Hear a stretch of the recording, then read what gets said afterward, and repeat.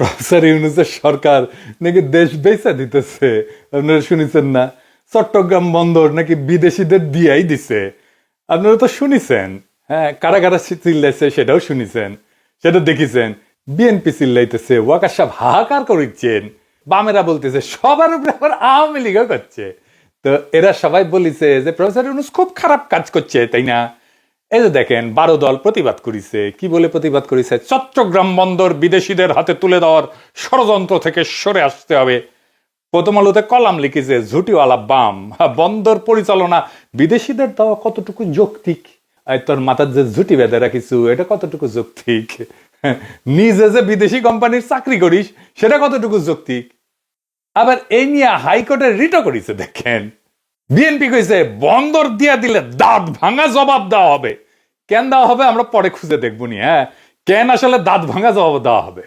CPB রুইনেশন Prince বন্দর নিয়ে হুঙ্কার দিতেছে, লিজ দেওয়া বাতিল করলাম, করিডোর আমাদের দায়িত্ব না, এটা নিয়ে কথা বলবো না। বরঞ্চ আমি বলি যে জনগণকে আসেন, ঐক্যবদ্ধ আমরা করি যে আমাদের ভূ রাজনৈতিক কারণে চট্টগ্রাম বন্দর করিডোর এবং বঙ্গোপসাগরে কোনো আধিপত্যবাদী শক্তি বা সাম্রাজ্যবাদী শক্তিকে ওইখানে আসতে দেব না। আসলে পুরো বাংলাদেশের মানুষ রুখে দাঁড়াবো। এইটাই বিষয়ে আমাদের ঐক্যবদ্ধতা দরকার, অন্য কোনো কারণে প্রয়োজন। করিডোর নিয়ে হুঙ্কার দিতেছে। উই বুঝে করিডোর, উই বুঝে বন্দর। আমাদের টাইমে সবচেয়ে মেধাহীন ভালসুনা ছিল ওই প্রিন্স। উই হয়েছে একটা দলের নেতা। সরি প্রিন্স ভাই, কইতেই হলে উপায় নাই। ভোট তো পাইবেন আড়াই খান সারা দেশে, তাও দাবি করিচ্ছেন সেপ্টেম্বরে নির্বাচন দেওয়া লাগবে। হ্যাঁ, মিজাজটা খারাপ যা হয় না এগুলা দেখলে। যাই হোক, পরে বুঝবেন উই ক্যাঙ্কা ভালসুন। একটা সিম্পল ট্রিক শিখে দিই সবাই রে।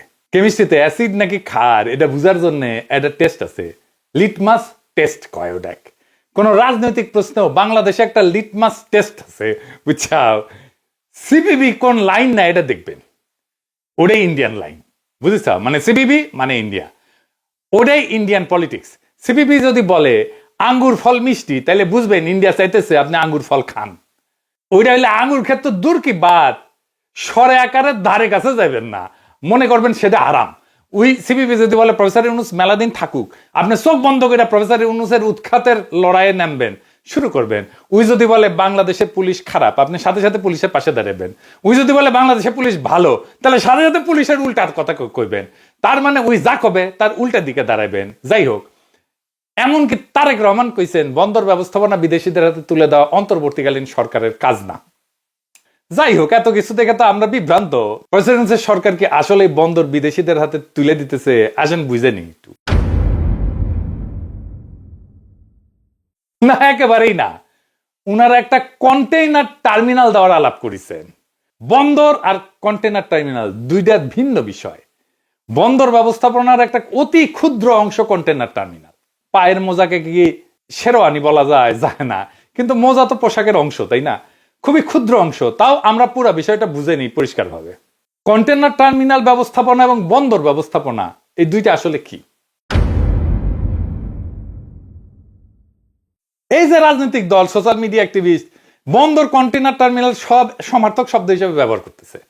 এরা পাবলিককে বুঝাচ্ছে যে এই দুইটা আসলে এক, কিন্তু প্রকৃতপক্ষে এদের কার্যক্রম দায়িত্বের পরিসর সম্পূর্ণ আলাদা।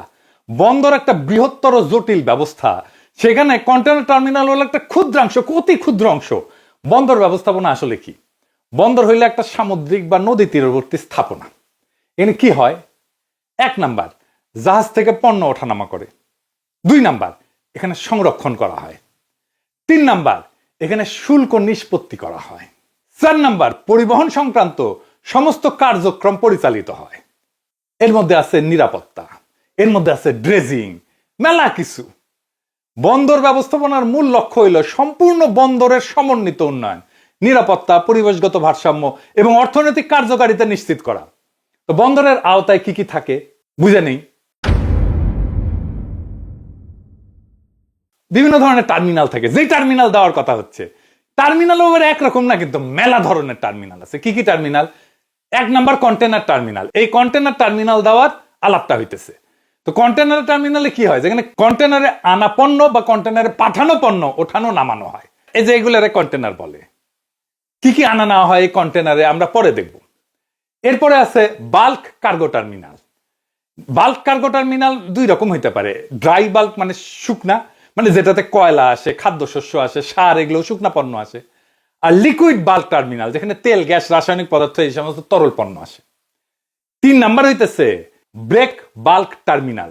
ব্রেক বাল্ক, আগে কিন্তু বাল্ক টার্মিনাল দেখেছিলাম, মানে যে সমস্ত পণ্য কন্টেনারে যায় না, আলাদা করে প্যাকেট করা থাকে, যেমন ধরেন যন্ত্রাংশ, গাড়ি, ব্যাগে রাখা চাল ডাল, এগুলোর জন্য। 4 নাম্বার কি কি থাকে? Ro-ro terminal. রো এটাকে মানে এটা ছোট করা হয়েছে, রোল অন রোল অফ, মানে চাক্কা দিয়া উঠে চাক্কা দিয়া নামে, বুঝছাও? গাড়ি, ট্রাক, বাস, এগুলো রোরো টার্মিনাল দিয়ে ওঠা নামা করে, নিজে থেকেই জাহাজে উঠতে পারে, এটাতে ক্রেন লাগে না। তো চট্টগ্রাম বন্দরে যে গাড়ি আসে না, আপনার দেখেছেন না, গাড়ি কিনতে যান চট্টগ্রামে, গাড়ি রাখা থাকে সারি সারি, ওইগুলা রোরো টার্মিনালে আসে। আরিসা ফেরিঘাটে যেই ফেরি ছিল, ওইগুলোকে রোরো ফেরি বলা হইতো, মনে আছে না যেই ফেরিগুলা? 5 নাম্বার প্যাসেঞ্জার বা ফেরি টার্মিনাল, যেখান থেকে প্যাসেঞ্জার উঠে, যাত্রী উঠে, যাত্রীবাহী জাহাজ, ফেরি, এগুলো চলাচলের জন্য। বা এই যে ক্রুজ শিপ আসে, এগুলো, এটা আমাদের ক্রুজ শিপ নাই দেশে, কিন্তু এটার জন্য যে টার্মিনাল, সেটা ওই বন্দরের একটা পার্ট।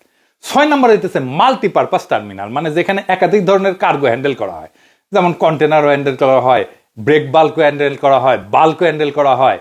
আচ্ছা, ব্রেক বাল্ক পণ্য কি, এটা তো কইছি তাই না?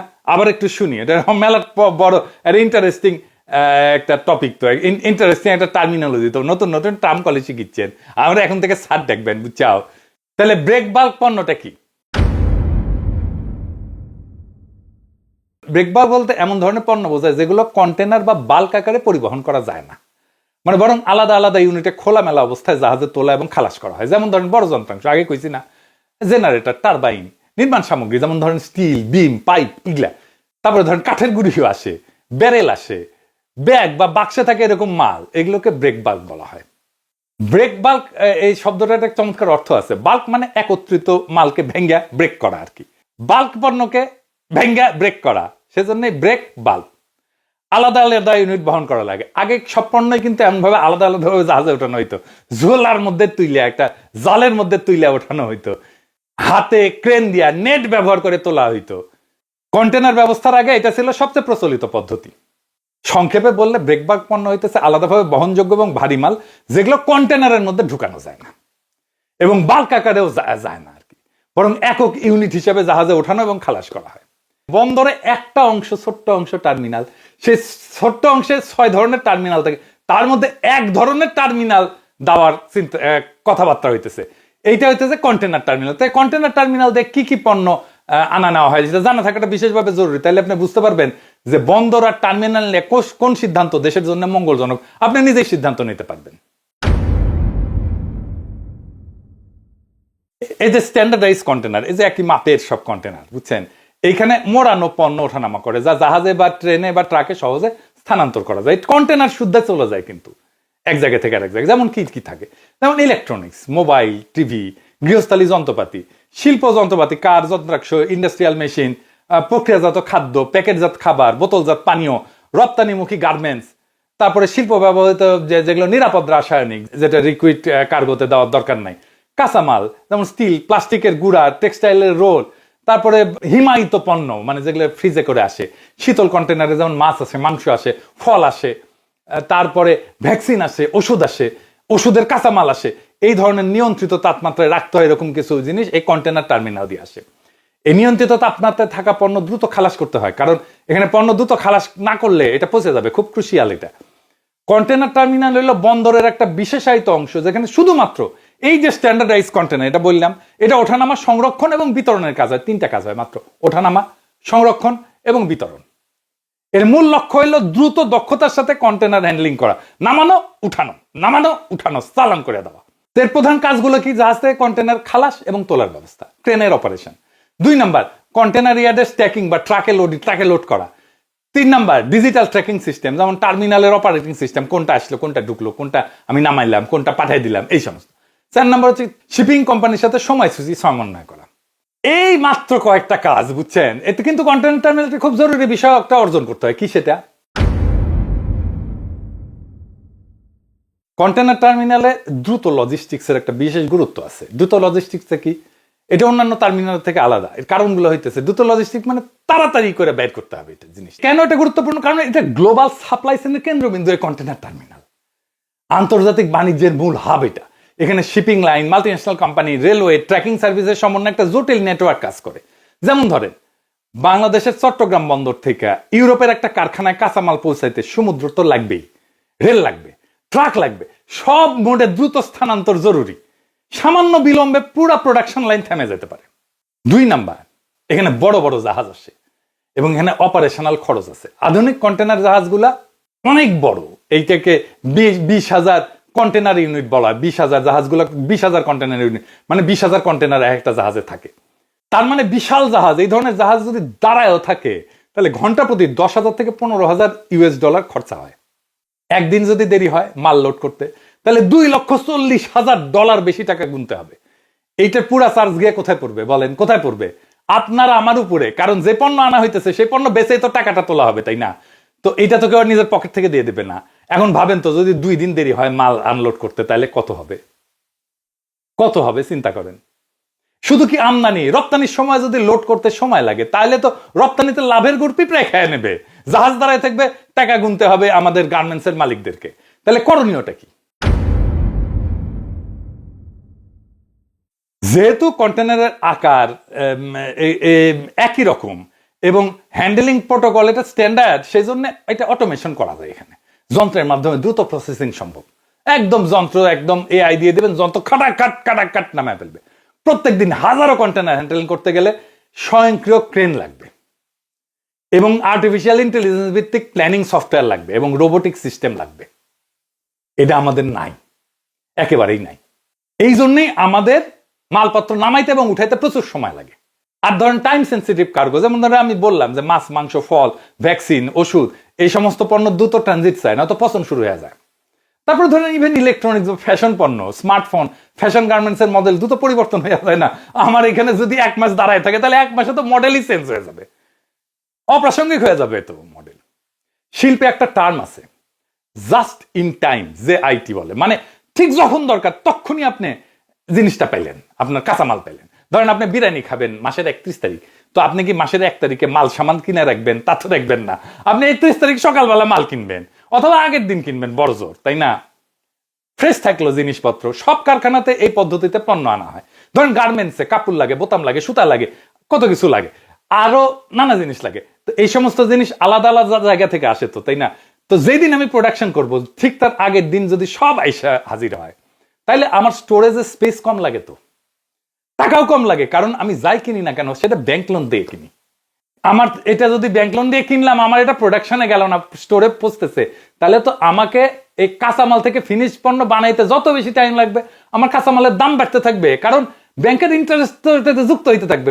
প্রত্যেক দিন ব্যাংকের ইন্টারেস্ট যুক্ত হবে আমার স্টোরেজে, আমার কাঁচামালের উপরে ব্যাংকের ইন্টারেস্ট যত জমতে জমতে আমি যত কম দামে কিনি না কেন দাম বেড়ে যাবে। অন্য টার্মিনালের সাথে একটা পার্থক্য কি? যেমন ধরেন যে এই যে ব্রেক বাল্ক টার্মিনাল বললাম বা ড্রাই টার্মিনাল বললাম, শুষ্ক পণ্য টার্মিনাল বললাম, এটা ধরনের চাল, সিমেন্ট, কয়লা, এগুলো লোড আনলোডে ম্যানুয়াল লেবার, সাধারণ যন্ত্রপাতি ব্যবহার করলেই যথেষ্ট। কারণ এখানে এটা জরুরি না। যেমন চাল যদি 1 সপ্তাহ দেরিতেও পৌঁছায় বাজারে তাৎক্ষণিক তো কোনো প্রভাব পড়বে না। কয়লা যদি আমার কারখানায় পৌঁছায় 1 মাস পরে অসুবিধা আছে, অসুবিধা নাই। কিন্তু ওইখানে কন্টেনার টার্মিনালে সমস্যা। কন্টেনার টার্মিনালে যদি সামান্য বিলম্ব হয় তাহলে গোটা পৃথিবীর, বাংলাদেশে না, গোটা পৃথিবীর সাপ্লাই চেইনে ধাক্কা দিয়ে দিবে। এখানে ধরো আমাদের এই যে কন্টেনার টার্মিনাল, এখানে গার্মেন্টস রপ্তানি হয় 90%, বিদেশের বিভিন্ন বিখ্যাত ব্র্যান্ডের। এটা অর্ডার যদি সময় মতো পূরণ করতে 48 থেকে 72 ঘন্টার মধ্যে কন্টেনার শিপমেন্ট করে পাঠিয়ে দিতে হবে। এর সাথে যদি দেরি হয় তাহলে শেষ, আপনার অর্ডারই ক্যান্সেল করে দিবে। বন্দরে জ্যাম হইলে ইউরোপ আমেরিকা পণ্য পৌঁছাতে 15 থেকে 20 দিন লাগে। এবং এইটা আমাদের যে সমস্ত প্রতিযোগী দেশ, ভিয়েতনাম, ভারতের অনেক বেশি। দেখেন চট্টগ্রাম বন্দরে 24,000 কন্টেনার নিয়ে জাহাজ ভাসতেছে, 17টা জাহাজ। চিন্তা করছেন? মাল খালাস করতে পারতেছে না। ওই জাহাজের প্রত্যেক ঘন্টায় কত টাকা? 10,000 থেকে 15,000 ডলার খরচা, এক্সট্রা খরচা। এই টাকাটা কার কাছে যাবে? এটা গার্মেন্টস মালিক বা ওই মাল আনছে তার পকেট থেকে যাবে। দেখেন বর্ষা বিপ্লবের টাইমে 5 দিন পণ্য নামছে, কিন্তু কাস্টমসের জটিলতায় পণ্যটা বাড়াইতে পারেনি। 1100 কোটি টাকা মারা গেছে, পানিতে পড়ে গেছে। মানে একদিন যদি দেরি হয় পণ্য নামাইতে, তাহলে প্রায় 200 কোটি টাকা পানিতে পড়ে যায়। দেখেছেন? তার মানে যদি একদিন আগে খালাস করতে পারেন পণ্য, তাহলে আপনি 200 কোটি টাকা বেশি আয় করলেন। তো উল্টা দিকে তো আসলে বাংলাদেশের কন্টেনার এই যে টার্মিনাল, এটা আসলে কেমন দক্ষ? প্রথম কথা হচ্ছে যে যা যা ইকুইপমেন্ট আছে না, সব মহাপুরানা। ওইগুলা বেইসা কটকটি খাওয়া ছাড়া কোনো উপায় নাই। এগুলোকে বিজনেসের ভাষায় বলে ফুললি ডেপ্রিসিয়েটেড। মানে ধরেন আপনি একটা শার্ট কিনলেন, কয়দিন পরবেন, কয়দিন টিকবে সেই শার্ট, সেটার উপরে, তাই না? ধরেন 1 বছর 2 বছর, ধরেন 10 বছরই টিকলো, তাই না? যেটাই হোক, এটা হইতেছে সেই শার্টের আয়ু। ধরেন এই শার্টের আয়ু 10 বছর। এইরকম সব যন্ত্রের আয়ু আছে, ঠিক করা থাকে। এই আয়ুর কাল পার হয়ে গেলে তারে বলে ফুললি ডেপ্রিসিয়েটেড, মানে এটা কটকটি খাওয়ার যোগ্য। এটা নিয়ে আর কাজ করা উচিত না। আমাদের যা যা ইকুইপমেন্ট প্রত্যেকটা ফুললি ডেপ্রিসিয়েটেড, প্রত্যেকটা কটকটি খাওয়ার যোগ্য। অনেক আগে এটা পার হয়ে গেছে আয়ু। এইরকম ইকুইপমেন্ট দিয়ে চলতেছে নিউ মেরিন কন্টেনার টার্মিনাল। সারা দুনিয়ায় 405টা বন্দর আছে। বাংলাদেশের অবস্থান কত জানেন? 337তম। এই যে মা মা আমি না লাড্ডু গুড্ডু হয়েছি ওই রকম আর কি। তা এইরকম টার্মিনাল ব্যবস্থাপনা আমরা চাই নাকি দক্ষতা চাই? অদক্ষ টার্মিনালে জাহাজ ভিড়ে না, জাহাজ রুট পরিবর্তন করে দীর্ঘটি টার্মিনাল থেকে আন্তর্জাতিক শিপিং লাইন গুলো অন্য বন্দর বেছে নেয়। কলম্বো নিবে, সিঙ্গাপুর নিবে। আমি যদি বন্দর ব্যবস্থাপনার কন্টেনার টার্মিনালের ব্যবস্থাপনার পার্থক্যের মূল বিষয়গুলো একটা টেবিল আকারে দেখাই, তাহলে আপনাদের বোঝা সুবিধা হবে, পলিটিক্যাল পার্টিগুলো বোঝা সুবিধা হবে। আসেন এটা একটু দেখি, ওনাদের একাডেমিক একটা এক্সারসাইজ হবে। এইটা স্যার আপনারা টেবিল করে দেখেন না, বন্দর ব্যবস্থাপনার কন্টেনার টার্মিনাল ব্যবস্থাপনা। বন্দরের পরিসর কি? এটা সমগ্র বন্দর এবং এর সকল সমস্ত সুবিধা হচ্ছে বন্দর ব্যবস্থাপনার পরিসর। আর কন্টেনার টার্মিনালের পরিসর হচ্ছে শুধুমাত্র কন্টেনার সম্পর্কিত অপারেশনটাই তার পরিসর। 2 নাম্বার দায়িত্ব। বন্দর ব্যবস্থাপনার দায়িত্ব বহুমুখী, নিরাপত্তা, পরিবেশ, আইন, এগুলো সবকিছু, ট্যাক্সেশন সবকিছু। আর কন্টেনার টার্মিনালের পরিসর দায়িত্ব কি? সেটা হচ্ছে বিশেষায়িত কন্টেনার লজিস্টিক্স, শুধুমাত্র কন্টেনার লজিস্টিক্স। 3 নাম্বার স্টেক হোল্ডারকে, মানে কারা এটার সাথে যুক্ত। বন্দর ব্যবস্থাপনায় যুক্ত সরকার, শিপিং কোম্পানি, আমদানি রপ্তানিকারক। আর কন্টেনার টার্মিনালের স্টেক হোল্ডারকে, কন্টেনার টার্মিনালের স্টেক হোল্ডার হচ্ছে অপারেটর, শিপিং লাইন এবং ট্র্যাকিং কোম্পানি। এই 3টা। টেকনোলজি কি কি লাগে? বন্দর ব্যবস্থাপনায় সমন্বিত নেভিগেশন সিস্টেম লাগে, গভীর সমুদ্র খনন লাগে। আর কন্টেনার টার্মিনালে কি লাগে? অটোমেটেড গাইডেড ভেহিকেল লাগে, রোবোটিক ক্রেন লাগে, এই লাগে। এই পার্থক্য দেখাটা গুরুত্বপূর্ণ কেন? কারণ স্পেশালাইজেশনের প্রয়োজনীয়তা। কন্টেনার টার্মিনালে টেকনোলজি, অপারেশনাল দক্ষতা প্রয়োজন। অন্যদিকে বন্দর ব্যবস্থাপনায় নীতি, কৌশলগত দৃষ্টিভঙ্গি গুরুত্বপূর্ণ। বন্দর ব্যবস্থাপনায় যেটা দরকার সেটা কন্টেনার টার্মিনালের উপরে চাপে দিছে রাজনৈতিক দলগুলো। এতই বালশুন, এতই মূর্খ সোদা, এগুলা কিছুই বুঝে না। যদি এটা কন্টেনার টার্মিনালের সমস্যা হয় তাহলে শুধু টার্মিনালের অপারেশন দায়ী হয়, কিন্তু বন্দরের সামগ্রিক অবকাঠামো দুর্বল হইলে পুরা বন্দর ক্ষতিগ্রস্ত হয়। দুটো আলাদা জিনিস। আর বিনিয়োগ, ধরেন কন্টেনার টার্মিনালে বিনিয়োগ কিসে হয়? বিনিয়োগ হয় যন্ত্রপাতি, সফটওয়্যারে। আর বন্দরে বিনিয়োগ হয় গভীর সমুদ্র খননে, রেল সংযোগে, এই ধরনের অবকাঠামোতে। বন্দর আর কন্টেনার টার্মিনালের সম্পর্ক অনেকটা শহর আর তার শিল্পাঞ্চলের মতো। বন্দর ব্যবস্থাপনা হলো বৃহত্তর পরিকল্পনা, আর কন্টেনার টার্মিনাল হলো সে পরিকল্পনার অধীনে একটা উচ্চ বিশেষায়িত ইউনিট। উভয় সমন্বয়ে আধুনিক বাণিজ্য এবং লজিস্টিক্সের চাকা সচল থাকে। আমরা খুব বিস্তারিতভাবে আলাপ করলাম যে আমরা বন্দর ব্যবস্থাপনা কাউকে দিতে চাইতেছি না, দেওয়ার প্রশ্নই ওঠে না। আমরা কন্টেনার টার্মিনাল দেওয়ার কথা বলতেছি। যারা বন্দর আর টার্মিনালের তফাৎ বুঝে না তাদের কি রাষ্ট্র চালানো উচিত? বা জাইনেও যদি পাবলিককে উল্টা বুঝায়, তাদের কি নৈতিক কোন অবস্থান থাকে? আপনি তো জনগণকে ভুল বুঝাইতে পারেন না। যাই হোক, এখন প্রশ্ন হচ্ছে আমরা কি কন্টেনার টার্মিনাল বিদেশিদের হাতে দিতে পারি?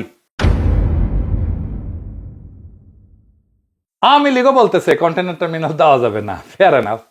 তো তার আমলে, মানে গত হাসিনার অবৈধ সরকারের আমলে পতেঙ্গা কন্টেনার টার্মিনাল, সৌদি আরবের রেড সি গেটওয়ে টার্মিনাল বা RSGT কে দেওয়া হয়েছিল। এটা গত বছরের প্রথম ভাবে চালু হয়েছে। তো তখন কোন বিবেচনায় দিছিল এটা? এটা নাকি আদৌ তখন বিএনপি বা বামেরা একটা বিবৃতি দিছে, নাকি আর্মি কোনো প্রতিবাদ জানাইছে? ওয়াকার সাহেব প্রতিবাদ জানাই বলছে। আচ্ছা, এখন আসেন দেখি কারা এই টার্মিনাল চালায়, যে টার্মিনাল নিউ মেরিন টার্মিনালটা দেওয়ার কথা হইতেছে। চট্টগ্রাম বন্দর ব্যবসা আওয়ামী লীগ নেতা এবং তার ঘনিষ্ঠ ব্যবসায়ীদের হাতের মুঠোয় নিউ মেরিন টার্মিনাল। এটা ব্যবস্থাপনায় আছে সাইফ পাওয়ার টেক লিমিটেড। পত্রিকায় লিখিচ্ছে, বন্দর সংশ্লিষ্ট সূত্র জানাইছে প্রতিষ্ঠানটার ব্যবস্থাপনা পরিচালক তরফদার রুহুল আমিন আওয়ামী লীগ সরকারের আমলের নৌ পরিবহন মন্ত্রী শাহজাহান খান তৎকালীন নৌ পরিবহন মন্ত্রণালয় সংক্রান্ত সংসদীয় স্থায়ী কমিটির সভাপতি নুরি আলম চৌধুরী, লিটন চৌধুরী নামে পরিচিত এবং স্থানীয় সাবেক সংসদ সদস্য এম এ লতিফের ঘনিষ্ঠ ছিলেন। এই ব্যবসা আওয়ামী লীগ নেতাদের দখলে ছিল। এটা একটা চিহ্নিত দুর্নীতিবাজ কোম্পানি। ফেস দ্য পিপল থেকে একটা প্রতিবেদনও হয়েছিল, আপনারা দেখে নিয়েন। ওই টাইমে 2012 সালে যখন সাইফ পাওয়ারটেককে কাজ দেওয়া হচ্ছিল, তখন চট্টগ্রাম বন্দরে বিক্ষোভ হয়েছিল। আওয়ামী লীগের নেতা মহিউদ্দিন চৌধুরী এর বিপক্ষে ছিল এবং তখন নিয়ম না মেনে কাজটা দেওয়া হয়েছিল। আর এর মালিক জয় রেহানার ক্যাশিয়ার, হাজার হাজার কোটি টাকা পাচার করে দুবাইয়ে কোম্পানি খুলিছে। আপাতমস্তক আওয়ামী ঝান্ডাধারী বন্দর খেকো সাইফ পাওয়ারটেক মালিক তরফদার রুহুল আমিন। তিনি স্বৈরাচার শেখ হাসিনা পুত্র সজীব ওয়াজেদ জয়ের ক্যাশিয়ার হিসেবে নিয়ন্ত্রণ করতেন দেশের সব বন্দরের ঠিকাদারি। শুধু জয় নয়, দেশের সব বন্দর নিয়ন্ত্রণ করতেন শেখ রেহানার ক্যাশিয়ার হিসেবেও। চিটাগাং পোর্টের টোটাল অপারেশনের 25% 26% অপারেশন হচ্ছে আমাদের হাতে। আরও তো অনেকগুলো আছে। টার্মিনাল অপারেশনের মধ্যে আমরাই এখন মেন এটার বিগ জায়ান্ট বলেন, যাই বলেন। আজম নাসির সাহেব যে সাব কন্ট্রাক্টর কাজ করতো আমাদের নোয়াখালী এমপি, এই পোর্ট রাখতে গেলে এগুলো করতে হবে আমার। সাইফ পাওয়ারটেকের মালিক তরফদার রুহুল আমিন বাংলাদেশ ছাড়িয়ে ব্যবসা গড়েছেন দুবাইয়ে অর্থ পাচার করে। সেখানেও গড়েছেন বড় কোম্পানি। ব্যবসা করেন সিঙ্গাপুরে, সেখানেও পাচার করেছেন হাজার কোটি টাকা। স্বজনদের নামে আমেরিকায় গড়েছেন ব্যবসা, বাড়ি, গাড়ি। দুবাইতে সেই সাইফ পাওয়ারটেকের আপনার যে শিপিং বিজনেস বা ফ্রেট ফরওয়ার্ডিং বিজনেস, এবং এটা হচ্ছে সাইফ পাওয়ারটেক 100% ওন কোম্পানি। দুবাইতে হচ্ছে আমাদের মেইন বিজনেস। আরেকটা আছে আমাদের সিঙ্গাপুরে আছে ছোট ট্রেডিং কোম্পানি। ইউএসএ আমার ছোট ভাইটা থাকে। এই কন্টেনার টার্মিনাল থেকে চান্দা পায় সবাই, এটাই হইতেছে আসল। সমস্ত পলিটিক্যাল পার্টি চান্দা পায়। ডেইলি চান্দা নাকি দেওয়া হয় 200 কোটি টাকা, ডেইলি 200 কোটি টাকা। এই টাকায় বাংলাদেশের প্রচলিত মাফিয়া রাজনীতির ফুয়েল যোগায়। এটা ভাঙ্গা দিলে সব পলিটিক্যাল পার্টির মাফিয়া শক্তি লুলা হয়ে যাবে। এই জন্য সব পলিটিক্যাল পার্টি সরব। একজন হুক্কা হুয়া করছে, চারিদিক থেকে ক্যা হুয়া শুরু করে দিছে। এডিটর সাহেব আবার শুনায় দেন না শিয়ালের ডাকটা।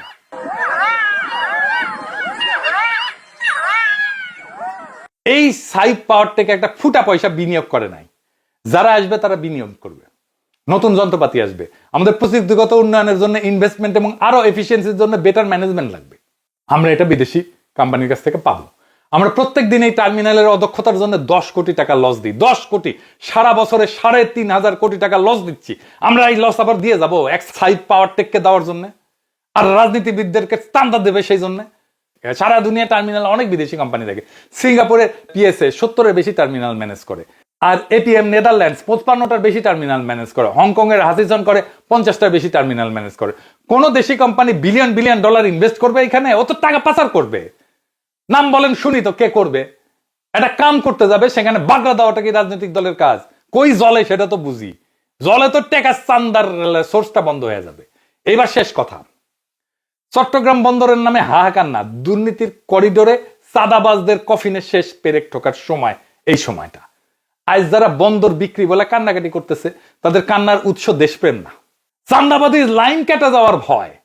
চট্টগ্রাম কন্টেনার টার্মিনালকে বিদেশি কোম্পানির হাতে দেওয়ার প্রস্তাব আসার পর থেকে যাদের গলা ফাটতেছে, তারা কিন্তু মুখে উচ্চারণ করতেছে না যে এই টার্মিনাল এতদিন ছিল সাইফ পাওয়ারটেকের হাতে, একটা দুর্নীতিগ্রস্ত মাফিয়া চালিত কোম্পানির হাতে, আওয়ামী বান্ধব কোম্পানির হাতে, আওয়ামী লীগের লোকের হাতে, যাদের মালিকারা শেখ হাসিনার পরিবারের ক্যাশিয়ার ছিল, আর যাদের মাধ্যমে হাজার হাজার কোটি টাকা পাচার হয়েছে। এই টার্মিনাল প্রত্যেক বছর 3,500 কোটি টাকা লস করতেছে, অথচ 1 টাকাও বিনিয়োগ না করে সাইফ পাওয়ারটেক অপারেশনের উপর গড়ছে ক্ষমতার চাঁদা বাণিজ্য। এইটা শুধু একটা কোম্পানির লুট না, এটা পুরা বাংলাদেশের প্রবৃদ্ধির গলায় দড়ি। তাই আজ যারা বিরোধিতা করতেছে, তারা কি এই লুট বন্ধ করতে চান, নাকি সেই লুটের অংশীদার হারায় অস্থির হয়ে গেছেন? প্রফেসর ইউনূসের সরকার এই দুর্বৃত্তের শৃঙ্খল ভাঙার সাহস দেখাইছেন, এবং সেটাই আজকে দেশের রাজনৈতিক মাফিয়াদের গায়ে আগুন ধরায় দিছে। বিশ্বের উন্নত বন্দরগুলা সিঙ্গাপুর, রটরডাম, হংকং, এই দেশের আন্তর্জাতিক অভিজ্ঞ কোম্পানিগুলো কাজ করে, তারা বিনিয়োগ করে, আধুনিক যন্ত্রপাতি আনে, অটোমেশন চালু করে। আমাদের দরকারও সেটা।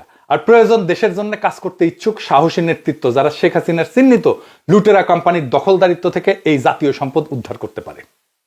এই লড়াইটা শুধু একটা টার্মিনালের না, এটা হলো মাফিয়া বনাম মানুষ, দুর্নীতি বনাম দক্ষতা এবং চাঁদাবাজ রাষ্ট্র বনাম জনগণের রাষ্ট্রের লড়াই।